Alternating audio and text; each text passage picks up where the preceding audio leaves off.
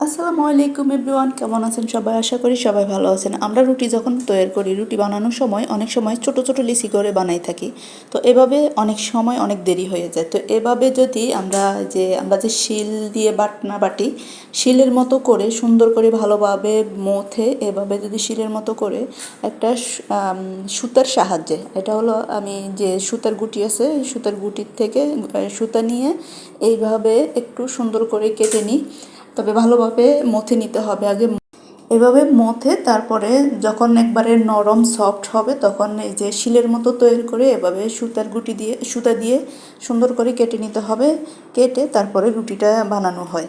আর এভাবে বানাইলে হয় দেখা যায় একটু দ্রুত হয়, তাড়াতাড়ি বানানো হয়ে যায়।